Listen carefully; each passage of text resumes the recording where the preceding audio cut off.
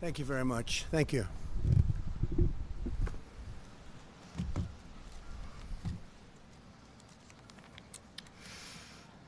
Today, I'd like to provide you with an update in our war against the coronavirus.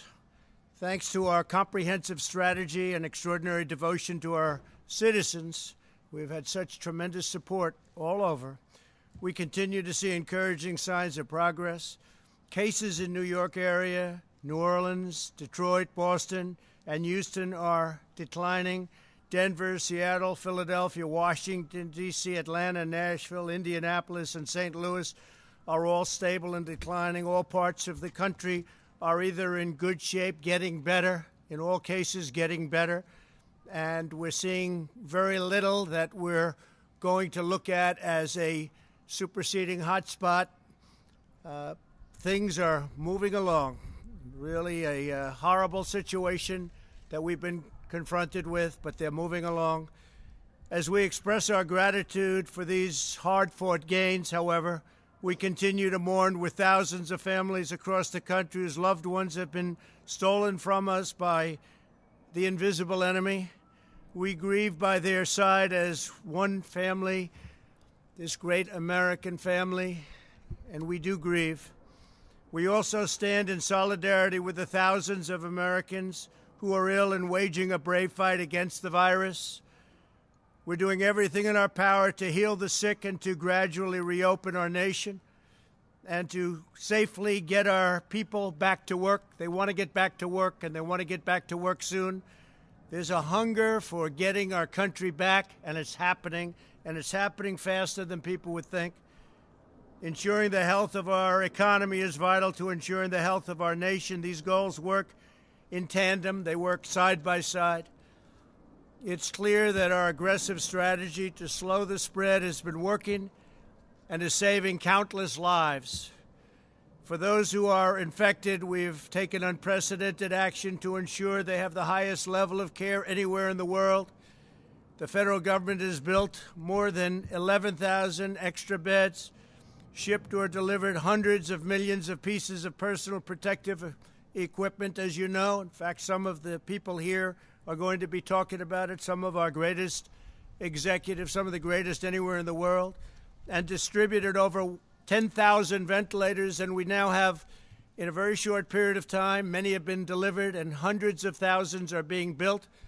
And frankly, every governor has more ventilators right now than they know what to do with. They're actually shipping them to different locations, and we're shipping some to our allies and others throughout the world because we have ventilators. Like the job that they've done in getting this very complex piece of equipment built is actually incredible.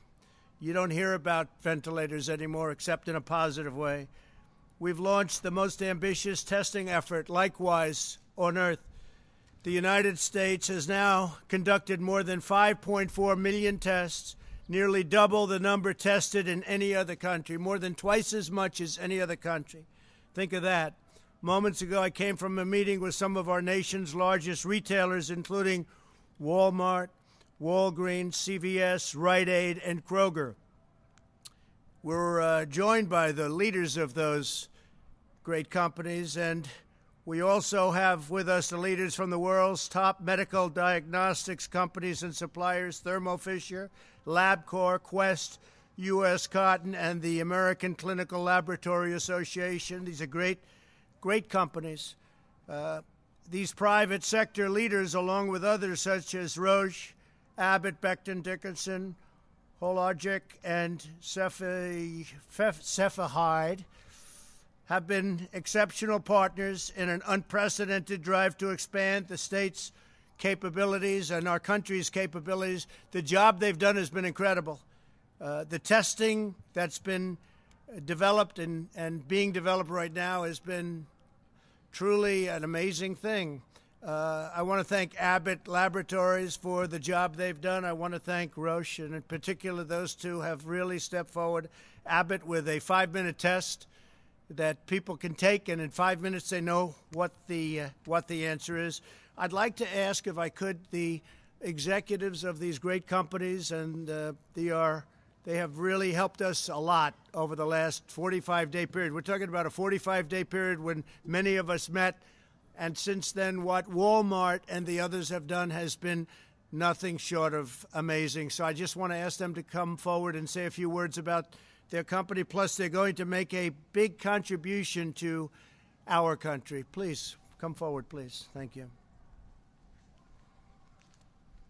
Come on up. Thanks very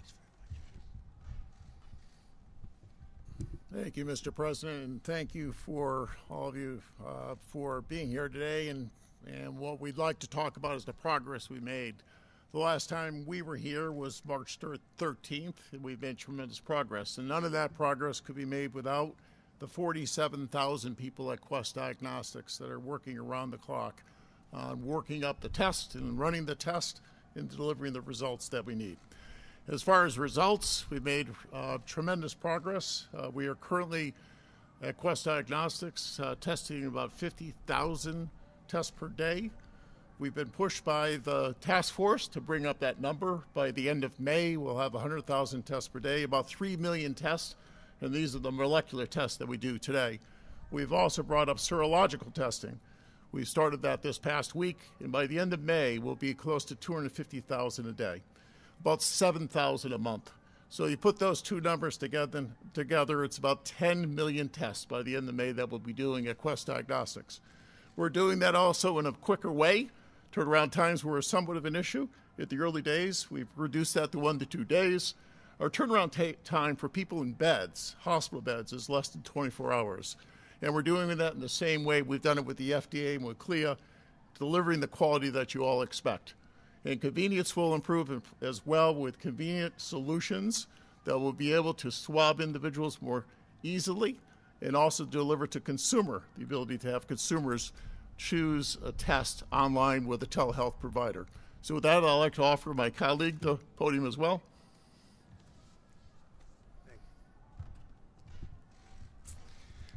Mr. President, thank you very much for your leadership and for having us all here today. Our scientists and our lab technicians are working day and night in order to do as many tests as we possibly can for the American public and to turn those tests around as quickly as possible. Just 45 days ago, we said we could do several thousand tests a day. We can now do 60,000 tests a day, and we're continuing to expand that capacity every single day. In addition, our scientists are working to make testing more convenient and easier. We have the swabs now that are much smaller than the original ones that we originally launched with, but we also have the Pixel by LabCorp at-home test. That test right now is for healthcare workers on the front line and first responders, but we will be rolling that out much more broadly over the coming weeks. And we're going to roll it out with absolutely no upfront cost for the individual consumers. At the same time, we are building our capacity for serology testing. And we can currently do about 50,000 today, and we'll be able to do several 100,000 per day by the middle of May. And we're going to be working with the retailers, our colleagues that are here today, to help them as they expand their testing capabilities across the entire country. And lastly, Mr. President, we have a rather large drug development business, and we will continue to work with our colleagues in the pharmaceutical and the biotechnology industry to ensure we do everything we possibly can to enroll clinical trials fast so that we can get new treatments and potential vaccines.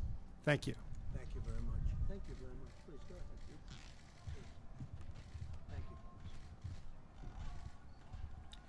you. Mr. President, thank you, and thank the administration for all of their collaboration to enable Thermo Fisher Scientific to be able to produce the test kits that companies like LabCorp and Quest and the public health labs around the world run.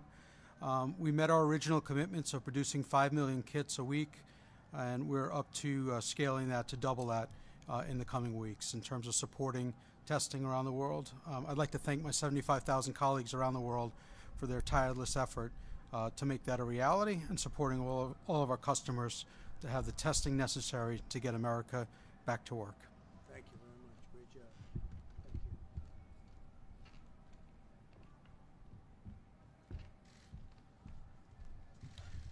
you. Thank you, Mr. President. I'm John Nims with U.S. Cotton, and we are the company that is going to produce the swabs to be used in these testing kits.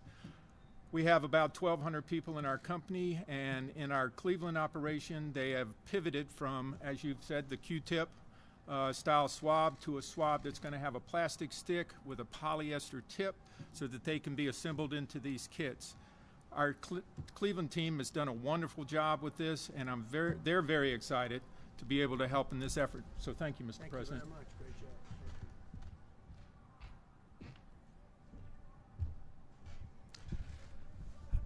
Mr. President, thank you. I'm Larry Merlo with CVS Health, and it was just over a month ago that we opened up our first drive-through test site.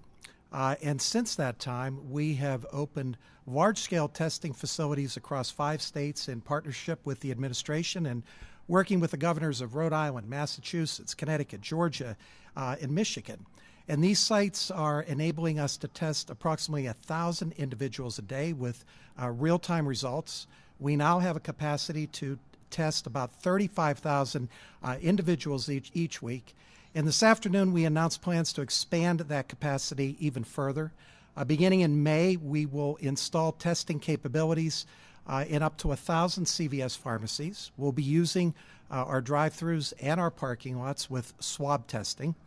So again, you'll see that coming online in May.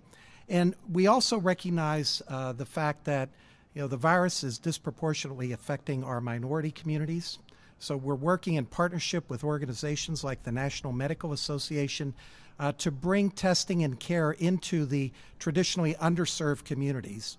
We're also beginning to implement mobile capabilities with which to do that. And as businesses are restarting their workforce, we'll also be looking to assist them as they begin to come back to a normal operation. And finally, as my other colleagues, I just want to thank my CVS colleagues. They have done a phenomenal job in terms of helping people in many different ways, all across communities in the country. And they're part of this army of healthcare professionals and front store and first-line supervisors and workers that are doing terrific things to bring our country together. And for that, we owe them a huge amount of gratitude. Thank you.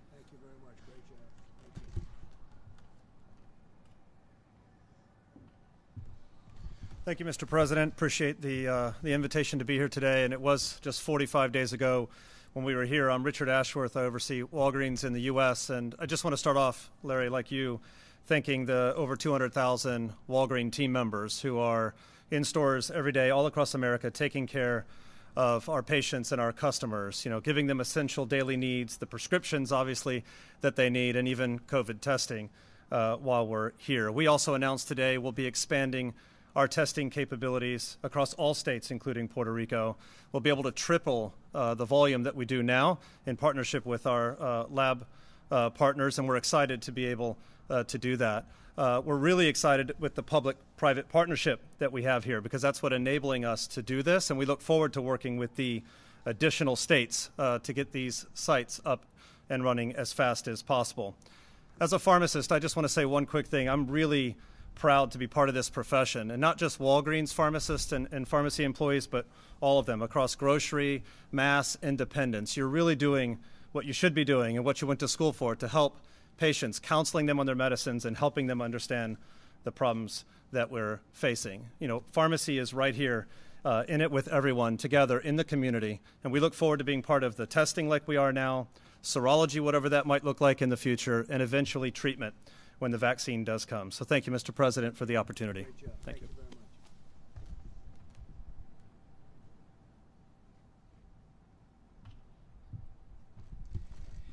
Thank you, Mr. President. Thank you, Mr. Vice President. We appreciate all you're doing to get America back to work and doing it safely. I represent Kroger, and my name is Rodney McMullen. And I am so proud of our nearly 500,000 associates that are doing everything every day to keep customers safe and our associates safe. And one of the things that we were able to do is provide the basic practices we're doing. We call it Blueprint.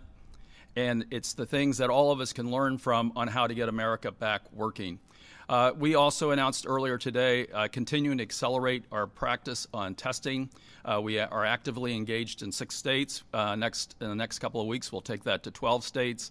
And the number of tests that we do continues to grow faster than that. Together we will win. Together we will solve this problem and move on. America is always great. Thank you again. Thank you very much.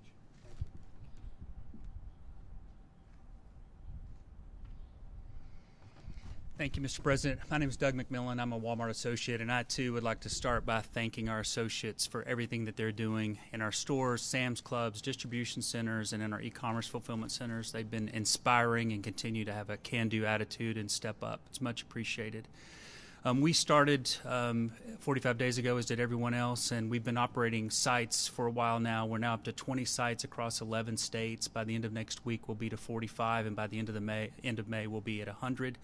We also, a few weeks ago, Vice President Pence and I were in a distribution center in Virginia, a food distribution center. He was kind enough to come and thank our associates for us there, which is much appreciated. And the President and Vice President were speaking on the phone about surgical gowns, and the President asked if we could put in an order for millions of surgical gowns, and we don't normally buy those, so I wasn't sure if we were going to be able to do that. But I'd like to thank our apparel team and McKesson in particular for partnering with us. We've been able to, in the month of April, secure an additional 2.5 million surgical gowns, and by the end of May, we'll have an additional 6 million available to help. So thank you for the opportunity to serve and for being here. Great job. Thank you.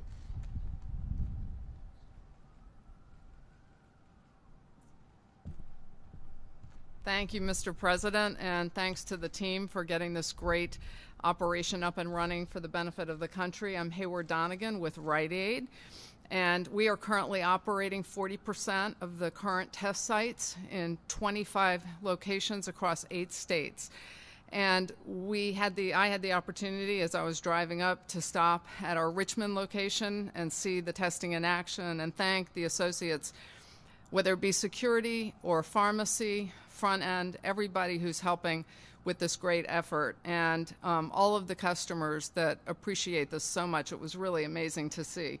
And I want to thank my 50,000 associates also for keeping these retail locations up and running during these really, really tough times. It's been quite amazing. And we, too, are going to expand our testing, and we're doing about 1,500 a day.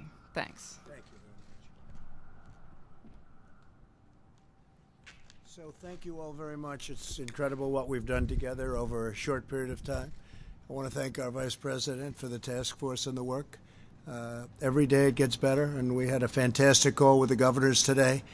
And I would say that they are as thrilled as they can be, considering that the fact is that there has been so much unnecessary death in this country. It could have been stopped, and it could have been stopped short, but somebody a long time ago, it seems, decided not to do it that way, and the whole world is suffering because of it, 184 countries at least. But I want to thank all of these great business men and women for the job they've done. They've been fantastic with us, working with us. And as you know, for several weeks, my administration has encouraged the governors to leverage unused testing capacity in states. Very few understood that we have tremendous capacity. Then 1 week ago, we provided each governor with a list of names, addresses, and phone numbers of the labs where they could find additional testing capacity in their states. Within 48 hours, the number of tests performed across the country began to absolutely skyrocket. On Saturday alone, more than 200,000 test results were reported, which is a gigantic number, bigger than any country anywhere in the world for a much longer period of time. A number that is an increase earlier in the month when we tested roughly less than 100,000 a day. So we much more than doubled it, and that will be doubling again very shortly. We are continuing to rapidly expand our capacity and confident that we have enough testing to begin reopening and the reopening process. We want to get our country open, and the testing is not going to be a problem at all. In fact, it's going to be one of the great assets that we have. Today, we're releasing additional guidance on testing to inform the states as they develop their plans for a phased and very safe reopening. Our blueprint describes how states should unlock their full capacity, expand the number of testing platforms, establish monitoring systems to detect local outbreaks, and conduct contact tracing. We have it all. Other countries are calling to find out what are we doing and how do you do it and we're helping them. We're dealing with a lot of countries, helping them on testing, just like we did on the ventilators. I directed our Medicare program to make it easier for seniors to get the testing that they need, and the pharmacies, as you know, we are allowing pharmacies now to do testing, and we have other testing locations that we're going to be allowing also, but having pharmacies get involved in testing is a very big deal. We're also asking governors to do the same in their Medicaid program, so they're going to be able and authorized to do the same in Medicaid. So that's a big deal. So we're deploying the full power and strength of the federal government to help states, cities, to help local government get this horrible plague over with and over with fast. There's tremendous energy in our country right now. There's energy like people haven't seen in a long time, a spirit that they have not seen, and we're doing very well, considering what happened to us and considering if you look at what happened to others. This is something that the world has not seen for a long, long time. You can probably go back to 1917, where it was a terrible period of time. You all know what happened in 1917. That's over 100 years ago. With that, I'd like to introduce, if I might, Dr. Birx, if you could come up, and then Admiral, you'll come up, and between the two of you, you'll explain the entire process and how much progress we've made and where we're going. Thank you very much. Thank you, Mr. President. So the blueprint lays out the roles and responsibilities to enhance our partnership between the private sector and the public sector, bringing together state and local governments with the federal government to ensure that we can accomplish and achieve our core principles and objectives. We can have the first slide. The core elements of the testing plan include both three elements: robust diagnostic testing plans developed in partnerships with state, and I just really want to thank the governors and the health officials, both at the state and local levels, who've been working with us day and night to work through these issues, and also all the laboratory directors in many of the states, as well as the American Society for Microbiology, who've been working with us to ensure that the plans were efficient and effective. Within the robust diagnostic testing plans, it was really unlocking the full capacity of the state, increasing the number of testing platforms. We now have multiple tests for different platforms, increasing the ability to collect samples, increasing testing and laboratory supplies, and ensuring that we work together to make sure that every client receives the tests that they need. This is added with timely monitoring systems. And what do I mean by that? It's systems where we bring together the ability to not only diagnose the symptomatic, but proactively and interactively work with individuals that we know are at higher risk. We've worked with states to look at where the outbreaks have occurred when they're not in the large metros, and we see that it occurs very often in places of closed settings among our Native Americans and among our long-term care facilities. So an active monitoring program that's active, integrated, and innovative. And then combining us with the third element, which is the rapid response program, relying on CDC to be working with state and local governments to ensure that every symptomatic case, and critically the asymptomatic cases, are quickly tracked and traced to ensure that we can not only control this epidemic but predict outbreaks before they expand. And then finally, the plan includes an approach of using science and technology to develop even newer platforms, more efficient testing, really ensuring that the antibody tests that are utilized and recommended by both FDA and CDC have high quality in predicting both exposure to the virus and antibody development. And then finally, working on innovative tests that could be high throughput and point of care, an antigen-based test or a point of care expanded nucleic acid test. Thank you.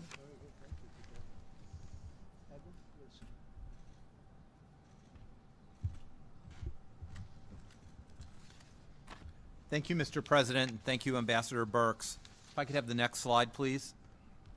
I want to spend just a couple minutes about going over where we've been, but more importantly, where we're going. I think we all can understand how we can group this into three distinct phases. First is our launch phase, when we were really engaging the emerging epidemic and the types of things we need to do. For example, mobilize the private sector to develop tests and have EUAs. And I think you know over the past 2 months the FDA has issued 67 emergency use authorizations, which is far outpacing anything that has been done or could ever been imagined. Galvanizing the research community in the commercial labs. The reason why we're here with ACLA Labs having done about 3 million tests is because of that day when it was galvanized by the President and the Vice President. We also set models in the community. Those first community-based testing sites that were federally supported and really under the direction of the U.S. Public Health Service, people who had been in Japan testing people on the Diamond Princess to assure that it would be done right and it would be done safely for everyone involved. Then we moved to really scaling. That phase was very, very important because we knew we needed to be at an immense scale to enter the third phase about supporting opening again. This again, for example, a lot of my life is about swabs. It was enhancing the production capability of a small company in Maine called Puritan that you'll hear a whole lot more about, that is sort of the swab provider for the country, but also because of the FDA actions and the actions of scientific community being able to broaden the types to spun polyester. So U.S. Cotton can now come in and start delivering within the next couple of weeks 3 million swabs per week of a different type. It also did things like expanding the community-based testing sites. Whereas we started small with the commercial partners, you see today, right now, we have 73 of this 2.0 sites going to 110. And very importantly, this demonstrated the model. And 68% of those sites are in communities of moderate or high social vulnerability, and 22% are in the highest social vulnerability communities, so that we can make sure the testing gets where it needs to be. You've just heard that that could be expanded to thousands of sites. And finally, stage 3, which is very exciting, coordinating with governors to support testing plans and rapid response programs. Over the past week, a multidisciplinary team from the White House, HHS, FDA, FEMA, has met virtually with multidisciplinary teams from every state, Puerto Rico and the District of Columbia, to understand what their testing aspirations are and to make sure that we can meet those demands. We're going to have another round of those calls this week, but as we talked about earlier today, we will be able to supply every state with the supplies and the tests that they need that will dramatically increase the number of tests we've done to this point. And just to give you an idea, the supplies that we will be providing to states, the minimum that we're supplying to states is approximately double in that month than the Republic of Korea has performed in the 4 months to now accumulated, to give you an idea of the amount of testing that we're going to be doing. So I'm very excited right now as we complete this ecosystem with the large reference labs, the LabCorp and Quest providing the very high throughput, large-scale testing, the galvanizing of the hospitals and academic labs that Dr. Birx has done by a machine-to-machine understanding and promoting that with the governors, and of course using point-of-care testing when and where that's very important to stop outbreaks or in remote areas like in the Indian Health Service or in Alaska. Thank you, Mr. President. Thank you very much. Thank you. Great job. Thanks, Brian. Okay, so with that, we're here to answer some questions. And Mike is up here also, so we'll answer. Steve, please go ahead. Grapple with when and how to open their states. What's the best advice from you on what they should do? How quickly? Well, we want them to do it. We recommend that they do it as quickly as possible, but safely. We want everyone to be safe. And I think you're seeing that. You're seeing a lot of governors get out and they want to open it up. Many are thinking about their school system. Not a long way to go in the school system right now for this season, for this year. But I think you'll see a lot of schools open up, even if it's for a very short period of time. I think it would be a good thing. Because as you see in terms of what this vicious virus goes after, young people seem to do very well. Young people seem to do very well. So I know that there are some governors that aren't necessarily ready to open up their states, but they may be ready to open up their school systems. We'll see, but that's their choice. But the word is safety, okay? Rapid, but safety. Yeah, please. Go ahead, please. Thank you, Mr. President. I have a question for you regarding one of the members of your coronavirus task force, and that's Secretary of HHS, Alex Azar. Yeah. On January the 28th, he was in the briefing room, and in the briefing room, he told reporters that for the individual American, the virus should not be an impact on their day-to-day life. 3 months later, more than 55,000 of our fellow Americans have now lost their lives. Mr. President, why is he still your top health advisor? Why is he still serving as the HHS secretary? Well, I think it's a very unfair question because you have many great professionals. Some of them you have great respect for, and you have many people in the other party. You mentioned Alex Azar, but you have many people in the other party that have said the same thing and with even more confidence. So a lot of people didn't get that right. I was very fortunate, whether it was through luck or whatever, that we closed the border. We put a ban on China other than our citizens coming in. We had our citizens. You can't keep out American citizens. You know, gee, you can't come back into your country. That's a little tough to do, but we put a ban on China. That was very fortunate. But I could tell you that Nancy Pelosi was dancing in the streets in Chinatown. She wanted to go, let's go out and party. Now, that was late into February, so you don't mention that, but you could mention that. Go ahead. Any other? Please, go ahead. Go ahead. Mr. President, he has not been in a brief Yeah, please, stand up. since April the 3rd. Does that show confidence? You should have no complaints, please. Thank you, Mr. President. Yesterday, you retweeted someone who alleged that Democrats have quote, inflated the mortality rate of the coronavirus by underreporting the infection rate. Do you believe that's true, that there's some sort of conspiracy theory regarding the number of infections states are reporting? Well, I can only say what we're doing. We're reporting very accurately. If you look at other countries are not. I mean, you can look at China, you can look at numerous countries where I don't think those are right numbers. I can only say what we're doing. It's very important to us to do very accurate reporting, and that's what we're doing. John, go ahead, please. By retweeting that, Mr. President. Thank you. Please. Mr. President, I wanted to ask you about the payment protection plan, the PPP plan to help small businesses. Yeah. There have been a lot of concerns today with the website just not working. In fact, we heard from the American Bankers Association saying that they are deeply frustrated and that until it's fixed, American banks will not be able to help struggling small businesses. Do you know? Well, I just came out and I hadn't heard. I heard there was a glitch. We'll find out whether or not that's so. Certainly, it did work out very well for the original amount of money. This is the second amount, and I'll find out about that. We're relying on the banks to go out and do an accurate job. Yeah, please, in the back. All the companies that get aid, Mr. President. Well, I wouldn't mind doing that. I don't know what the legal status of something like that. I would like to do that, as far as I'm concerned.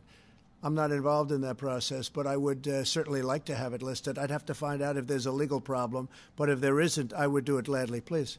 Mr. President. Charlie Spearing from Breitbart News. And a majority of polls show that Americans blame China for the spread of the coronavirus, and yet they're taking advantage of the crisis to make the world more dependent on their supply chains. How do you hold China accountable, and how do you keep our country? Well, Charlie, there are a lot of ways you can hold them accountable. We're doing very serious investigations, as you probably know, and we are not happy with China. We are not happy with that whole situation, because we believe it could have been stopped at the source. It could have been stopped quickly, and it wouldn't have spread all over the world. And we think that should have happened. So we'll let you know at the appropriate time, but we are doing serious investigations. American businesses from relying on China for their supply chains. How do you fix that? Well, we've already discussed that, and especially having to do with medical supplies and others. If you look prior to this virus, the deficit was coming way down under my administration because I put massive tariffs on China. We took in tens of billions of dollars, gave some of it to the farmers who were unfairly targeted by China. Nobody's ever done that before. We never took in 10 cents from China. Now, all of a sudden, I think you know very well, we've taken in tens of billions of dollars. I helped the farmers by giving them 2 years ago $12 billion, all coming from China, and we had plenty left over, too. And then the following year, $16 billion. And this year, we're also going to help our farmers. But nobody's ever done a thing like that because they were targeted unfairly by China. So we're doing a very strong investigation, and we'll let you know what the result of that is. We should be able to get the answers to. Mr. President, go ahead, please. As you talk about potentially reopening up America again, as we see in the slides behind you, what data are you going to look at in the future to see if restrictions need to be reimposed? Yeah, we're looking very much and reliant very much on the local areas, the governors. And that's been the way it has been for me, maybe not for everybody, but for me, that's the way it's been at the beginning. And from the beginning, the governors, some of them are doing an extraordinary job. Not all of them, but some of them. And I think all of them maybe have a chance to do that. Some will be a little bit different. The areas are much different. Manhattan is much different than Montana. You have a lot of different circumstances. And obviously, if you look at the virus, it hits some areas, hasn't hit very much other areas, not even at all, almost not at all. But the entire country has been infected. West Virginia is an example. I spoke to Jim Justice, the governor of West Virginia, and they were long before anything hit, and they had numerous deaths, even in West Virginia, and they were really the last one to be hit. So we're dealing with the governors. We had a really great call today, as I told you. Very, very solid. These were not complaining people. These were people that they had everything they needed. They had their ventilators. They have their testing. They see their testing is growing. They're growing their testing. We're helping them. We're getting them what they need. And that was a group I'm sure some of you are on the line, even though you weren't supposed to be. And I think you know what the result of that call was. Please go ahead. Supply chain, sir. Following up on Charlie's question on making China, holding them responsible, Germany sent a bill to China for $130 billion, 130 billion euros for the damages caused by the coronavirus. Would your administration look at doing the same? Well, we could do something much easier than that. We have ways of doing things a lot easier than that. But Germany's looking at things, and we're looking at things, and we're talking about a lot more money than Germany's talking about. Yeah, please go ahead. We haven't determined the final amount yet. Thank you, Mr. President. It's very substantial. If you look at the world, this is worldwide damage. This is damage to the U.S., but this is damage to the world. Yeah, please. Thank you, Mr. President. Attorney General William Barr directed federal prosecutors to watch out for state and local officials that might be violating the Constitution by some of their stay-at-home orders.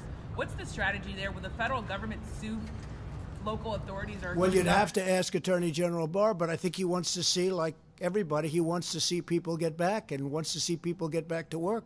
He doesn't want people to be held up when there's no reason for doing it. In some cases, perhaps it's too strict. He wants to make sure people have their rights and they maintain their rights, very importantly. So a lot of people would agree with him. But you'd actually have to ask that question specifically from a legal standpoint to Attorney General Barr.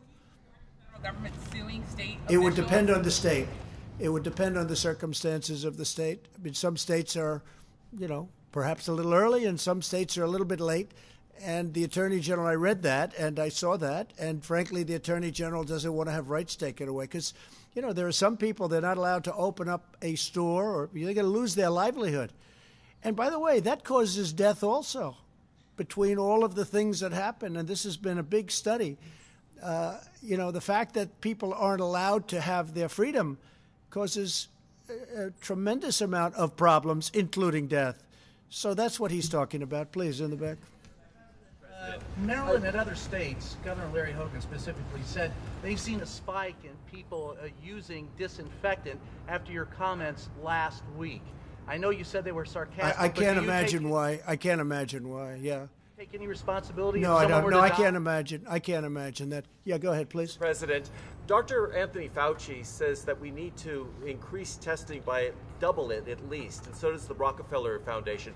When are we going to be doubling testing? It doesn't really matter what they say there, and we just left him. We just had a meeting, but because we're going to have much more than double it very soon.